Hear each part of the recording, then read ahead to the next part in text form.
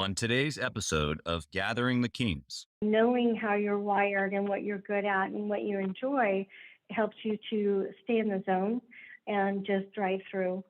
You are listening to Gathering the Kings with Chaz, Wolfe, featuring fellow 7, 8, and even 9-figure business owners who have real battle scars from business and life, but have prevailed as the king that they are designed to be. We welcome high-performing entrepreneurs to the stage in order to reveal the real of the real on what it takes to build a successful business today. We dissect the good and bad decisions they've made along the way that give a true and accurate picture of the journey of success and how you too can get there. Through this dialogue, you will learn the value of growing your network and surrounding yourself with power players and kings like today's guest. Grab your pen and notebook because we're about to dive in. What's up, everybody? I'm Chaz, Wolfe, Gathering the Kings podcast. I've got DL Campbell on the king stage, showing up as a queen today. We welcome you. How are you? Oh, just wonderful. Thanks for having me here. Of course. I appreciate your valuable time. And you bring quite a bit of experience here today. We were just chatting offline about some of the more personal exploits of family and kids and some of those things that you've got some history in as well. But what kind of business are you operating? And tell the listeners what you're up to. Absolutely. I do have 17 years of commercial real estate experience and over 25 years as an engineer, as a retired engineer and a fiduciary. We're building 450 Class A luxury apartments in the heart of Dallas, and it's our second property.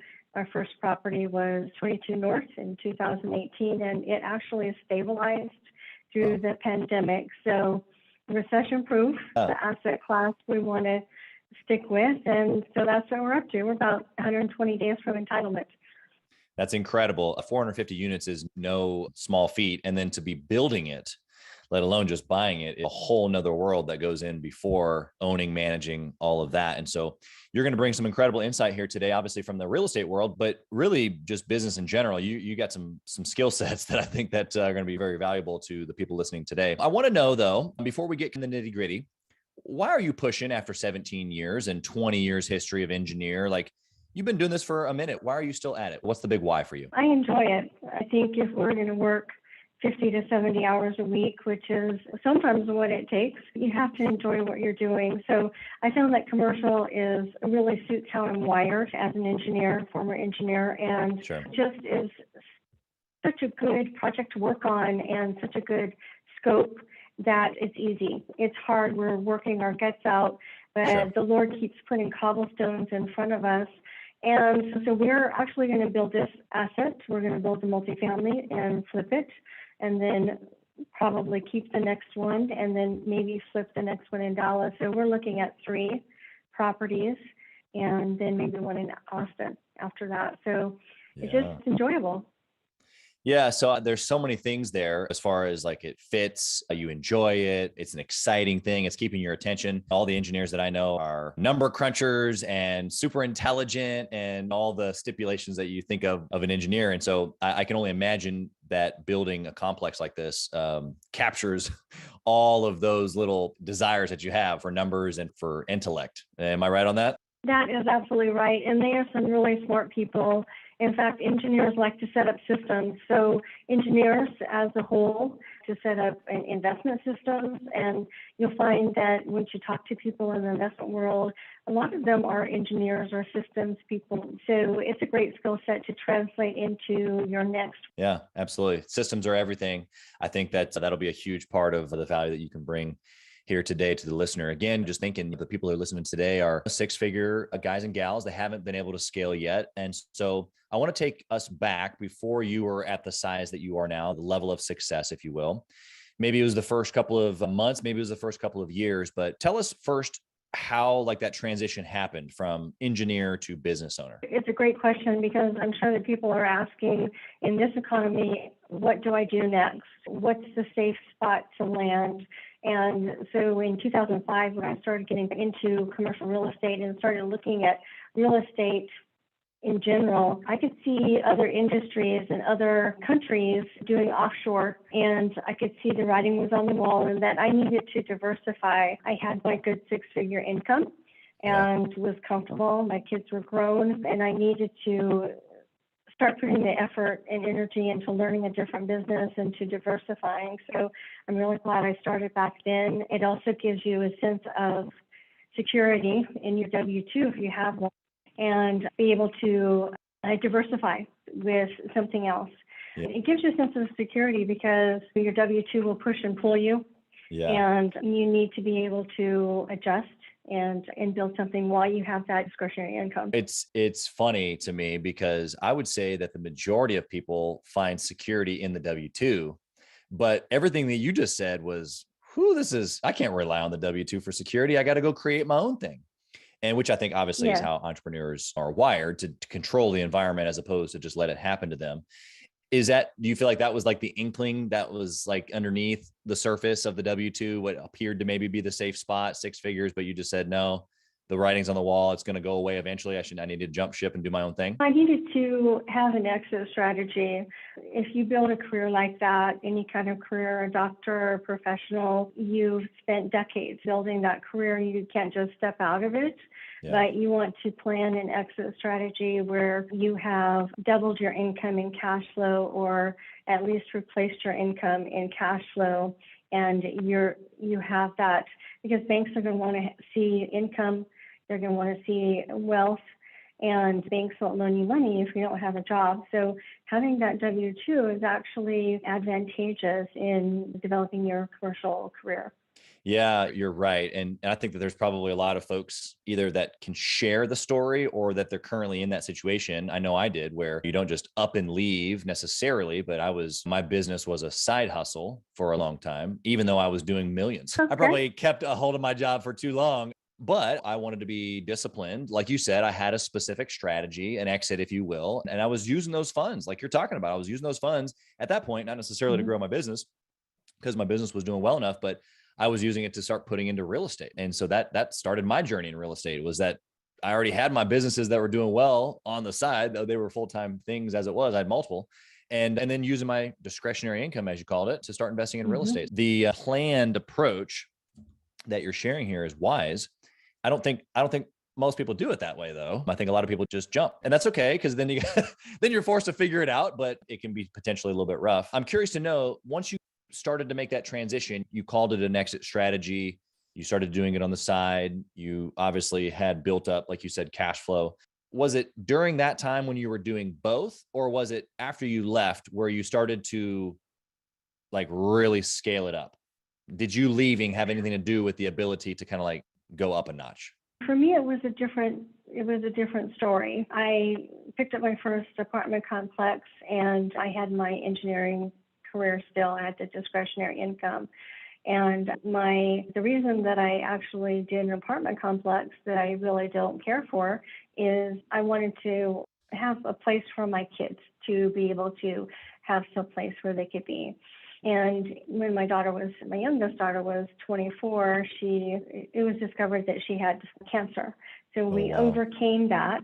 And so that was very time consuming. So here was a life challenge that I had to fall back on my W-2, and I had to start traveling. So I was traveling full time for the W-2, and then I was traveling to see her as well and support her and stuff. So she just had her 32nd birthday in October, so it was well worth that. So it was in between for me, and life will happen and things will get thrown at you where you need to fall back on what you've built in the first place. So it was a good safety net for me. But I was able to get back into commercial real estate and go full force. I've done phase value engineering. I've done conceptual site plans, development, and extensions on adding 50 units onto another property. Wow. I've worked in construction as well. So that was something that was a great work experience. And so now I found this property. It's off market. I started working on it in August, and I was actually looking for property all over. Of course, it's a seller's market, and we're right in the middle of Dallas, so it's hard to find properties anyway. And I was going back and forth between a couple different sites in Denton, and I found this little sign. It was doing the research, but it was also driving the miles to and putting the work in to find properties. And I found an off-market property. That was a real blessing. So I called this owner and I said, I saw your sign over by the hospital. And he said, yeah, we've got about an acre and a half of medical office zoned property. And I said, I'm really looking for more like 14 to 30 acres. I have this property at almost 23 acres and it's right around the corner. Of course, that one didn't have a sign on it. So it's getting out there, driving the miles and doing the research. You just can't do all the research online. For me, it was, and sometimes there are books that are written that show that the Lord doesn't take us like to where we want to be, but it's like this, and you just have to be faithful and be obedient and follow his guiding, that he is blessing. He's blessing our project. We have a stellar team. Yeah. And so really that's a little bit of a background to show that you just have to keep going, just to keep going and do the next right thing. Yeah. So many good nuggets there, DL, that I want to pull out for the listener. Number one, I heard you say, just like you said, sometimes the Lord doesn't just take us directly where we're supposed to go, but that there's these little curves and little turns along the way. And it's our persistence, it's faithfulness, it's staying dialed in, it's doing the hard things, all the things that you just mentioned. But I love the example of calling somebody off of the sign that led to something that wasn't even listed somewhere. That right there, to me, is like the epitome of a good choice in business. Because a lot of people from the outside look in and say, oh, that was just like this, just dropped in, you got lucky. And it wasn't. It's all of the work going up to it that led to even just you feeling comfortable to make the phone call or to make the drive to then make the phone call, which then led to the conversation, you being curious, asking good questions, I'm sure, and then leading to this other property. I just think that there's so many factors that we could just, that one example of what led you there. It's just so incredible. I think a lot of entrepreneurs can take that, they can relate to it, but if they can hold on to just do that over and over and over, it's not that hard. Like, you just keep making good choices. And I want to give you a chance to add anything to that, anything that I missed or anything that you want to add to maybe that quote unquote good choice that you made along the way. And I think that's a really good summation. You're building that muscle. And then after a while, you don't think about it anymore. I'm sure that you have some excellent examples of just doing the next thing where you're feeling led to do this thing where maybe some other details don't make sense. Yeah. Do you think? Oh, yeah, 100%. And my question to you as an engineer is, do you find yourself in that moment? Because I know exactly the moment you're talking about, which is like, oh, I know I need to XYZ, fill in the blank. And maybe it's a call a customer. Maybe it's prospecting. Maybe it's making a connection with a potential partner. There's so many different inclinations that we have. But as an engineer, someone who's planned and someone who's structured in the way that they think, how does intuition go with that in your mind? Oh, there you go. What a contradiction, right? It's so fantastic that you have to allow yourself growth in a lot of different ways. And being an engineer, raising my kids, myself, and I had to learn to be a project manager and really promote my ideas. So I can't be all back office. I can't be resolving things in the back room, but I have to be promoting my skill set, my ideas, and especially as a woman, I learned to speak up often and speak up early and just get out there. So anybody new who is in that same kind of embryonic, or maybe you're poking at the egg and cracking that shell, get out there and do it. And sometimes you're going to feel like, oh, I should go right now. And then you end up thinking, oh, that was wrong. Okay, I should have gone left here. And then you learn to be guided by your intuition and practice it. That's how I practiced it. Yeah. That's awesome. So many good nuggets there. Again, I think it just flows out of you at this point, just so much wisdom. But the one thing, I don't know if the listener was paying attention, but I hope that you were. She said she raised her kids on her own while she was doing all of the other things that she already said. We talked about this off air quite a bit, but I have so much respect for you and obviously all single moms. I grew up single mom family, and it's just incredible to know what is possible when, like my mom would say, I just had to pull up my bootstraps and do it. And I think that mindset can be taken into business, which is what you're talking about. You're like, maybe you go left, maybe you go right. Maybe it was correct. Maybe it was a mistake and you had to learn to go the other way, but when you're pressed against, you either do it or you don't. If you either want to grow your business, you want to press in. That's why you're listening here today. And DL is telling you just to go for it. And it's okay. Like along the way, you'll learn to hear that inner voice, if you will. She's an engineer, guys. Like there's some logic happening in her decision-making process as well. So we'll get to that here in a second. DL, tell us about a bad choice that you made though. Something that was just almost took you out. Oh my goodness. There are many. There are so many.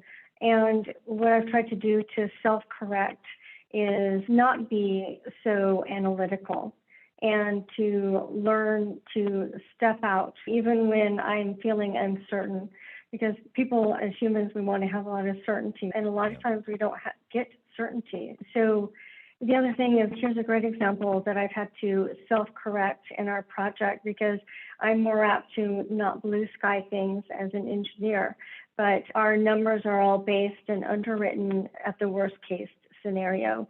I have to give the property a chance. We want it to be ultra conservative and ultra safe, but we also have to look at what is the most likely, what is the most likely scenario, and do that auto correction. So that's something internally that I have to go, okay, I'm being too conservative here. What is closer to reality, or what is closer to a most likely scenario?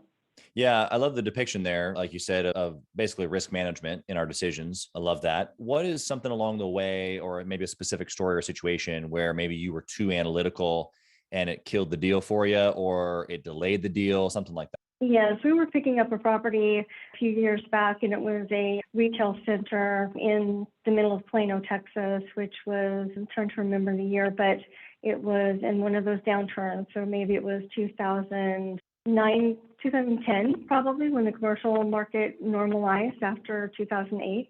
And we were very close, our partners and I, to picking up a bank-owned property. In this case, it was a retail center, and it was probably a $10 million property. And we came about $50,000 from getting a bank-owned REO. So we were very close, but we missed it. We just missed it by maybe $50,000.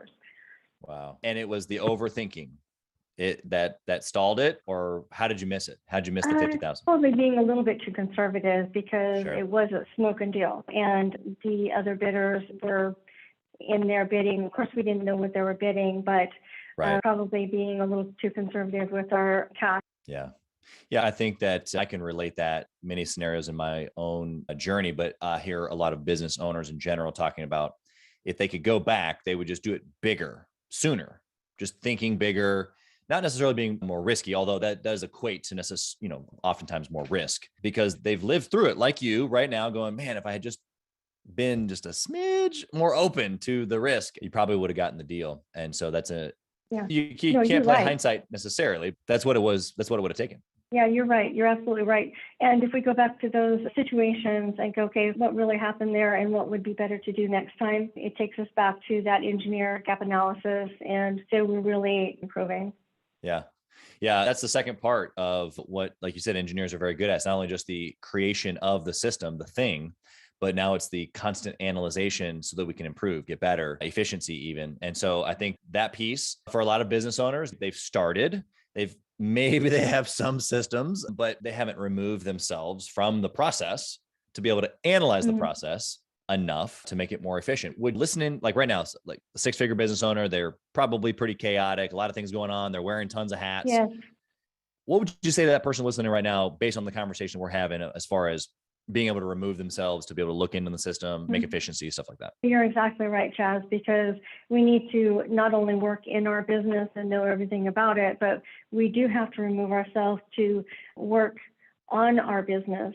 And there's a distinct difference from just getting out of the picture and working on the business, going to seminars. I've done so many systems and seminars and webinars and flown just all over to get that knowledge. And I think that keeps me from getting stuck, because I'm listening to somebody else's opinion on different solutions. Yeah. And always trying to perfect those solutions and how I'm thinking about things. So a lot of times I've listened all night to Think and Grow Rich by Napoleon Hill, or I've had a success tape going in the CD player or on the iPod or on the phone now with Audible, where you've got that reprogramming of your mind and it helps from getting stuck. Plus, again, how I'm wired is I am logical, but I have a lot of drive too. So that knowing how you're wired and what you're good at and what you enjoy helps you to stay in the zone and just drive. Yeah. Wow. We could probably end right here, and the listener got way more than they bargained for already. You've been incredible. Okay. So I got a question for you around the process of making decisions now. Since you're an engineer, this is what I was excited about. You've given us the good, you've given us the bad decision. What process do you have in decision-making now that helps you make good ones? There are some great decision-making habits, and we need to be able to identify the advantage and the disadvantage of a decision and be able to make decisions quickly. So Napoleon Hill on Think and Grow Rich talks about being able to make decisions quickly as a leader and changing them slowly. Just that book itself, it has such great techniques on being a great business leader. And I've listened to it, oh my gosh, 1,000 times probably. In being an Audible learner, that helps. And then there's so many great books, but that is such a classic. Yeah. Yeah. It's the only book I read every year.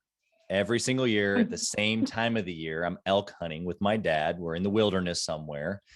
And at this point, he's gotten used to it because it's been years, but we're chilling in the middle of the day. Elk are laid down for the day. We got a couple of hours to burn and take a nap. And I pull out my Think and Grow Rich. And my brother-in-law last year thought it was pretty funny. What are you reading over there? But Think and Grow Rich, incredible. Like you said, classic. I'll read it every year until I can't anymore. So for those exact reasons. Okay, let's go to the speed round here, DL. I'm loving all the stuff that's being given here, but I want to dwindle your business down, your commercial, real estate, a multifamily, however you want to classify this. I want to dwindle it all the way down to one metric. If you could only pick one metric to track forever and ever, what would it be? Progress. Progress. Okay. And what does that mean to you inside the business? Tony Robbins talks about the psychological aspect of that. Progress is happiness. And so if we're moving forward and getting things done, then that is happiness, and as an action-oriented person too. But also, some days I feel like, okay, let's just move these 10 things forward, and okay, that's good. That's as far as we get. And that's progress. People see change, and it also gives them hope. Yeah, no, it's so true. I think that having poise is really what I'm picking up from you, is not just, yes, we got big targets. We want to go fast. We want to get it all done today, but having the poise to know that some days you can only move it 2 notches, but as long as it got moved forward, then that's quality movement is what I'm hearing. Yes, absolutely. Okay.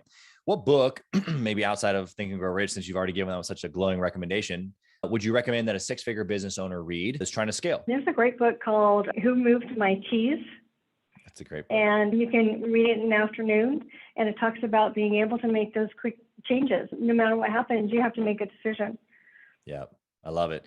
You've mentioned now a couple of times the ability to make quick decisions. Since we were on the vein of making good decisions a few minutes ago, do you think that, especially, I just go back to your history of being an engineer, being well thought out and planned, I'm sure that's like in your training, thinking through different scenarios and different outcomes, the ability to go fast in a decision, does that supersede the ability to be perfect or right the majority of the time, or 100% of the time? No, we do need precision, especially when we're working with human capital, investor money, people's time. We have to be accurate. That's why I'm grateful to have a stellar team around me, and having the success model before with our former property, 22 North. When in commercial real estate, as Chaz, it is all and only about the numbers.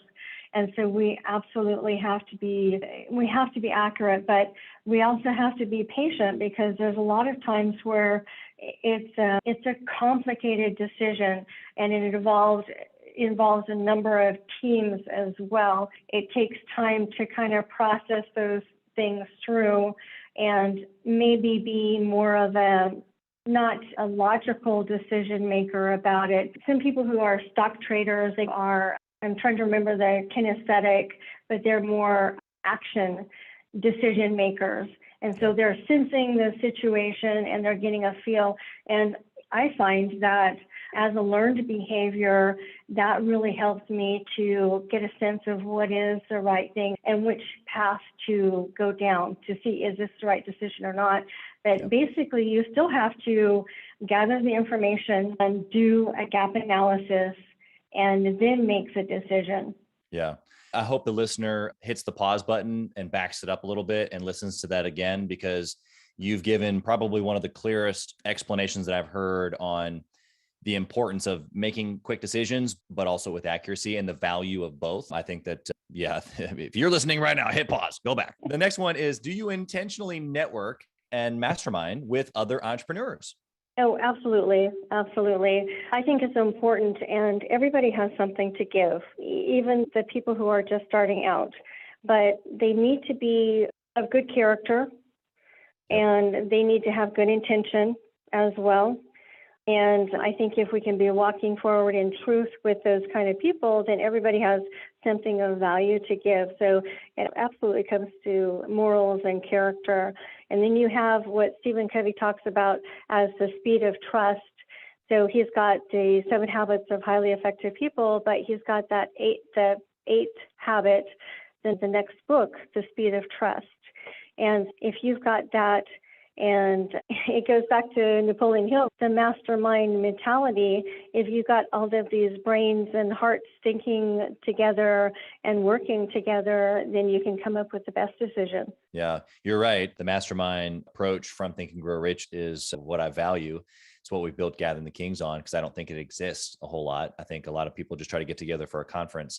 But I love what you said there. I don't know, there's just a lot of weight there of good decisions. I think that you can put in a scenario with other people, and it just, I guess really what it does is it shrinks your timeline because you don't have to go make all the decisions yourself. Next question, DL, if you only had 1 hour each week to operate your business like you do now successfully, but you only get the 1 hour each week, what would you do in that 1 hour? I would do those things that nobody else could do, because a lot of things can be delegated.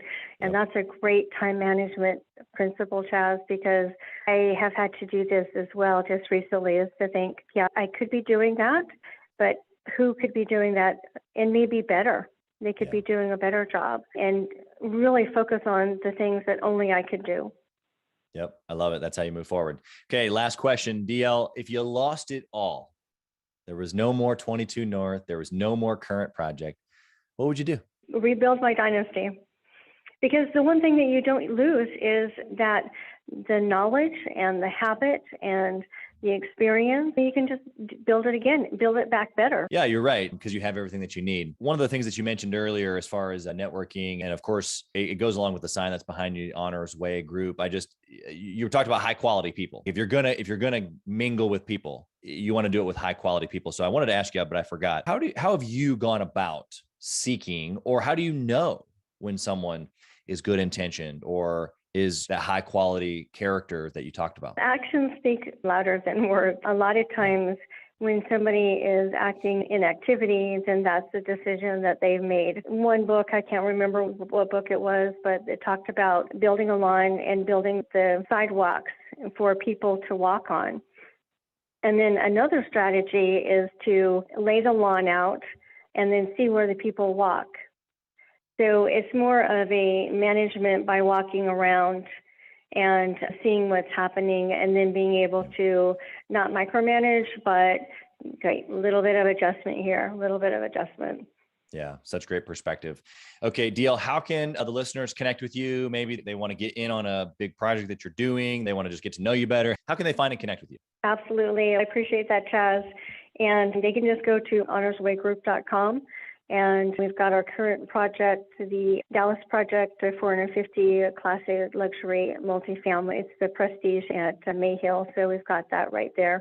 And happy to help. I hope that you spending some time together has helped a couple people. And I really appreciate your taking time out of your busy day to have a chat. Yeah, no, it really is incredible that I think in itself, to be able to sit down and have a chat with someone, like you said, tells me their actions speak louder than words, that someone like you who would take their time when you have probably an 8 or a 9-figure project that you're working on right now. And here you are chatting with us. So we just so appreciate that willingness, the value, the servitude, your heart behind it all. Thank you so much for being here. And we wish you absolutely nothing but success in your current project and future projects to come. Thank you. God bless.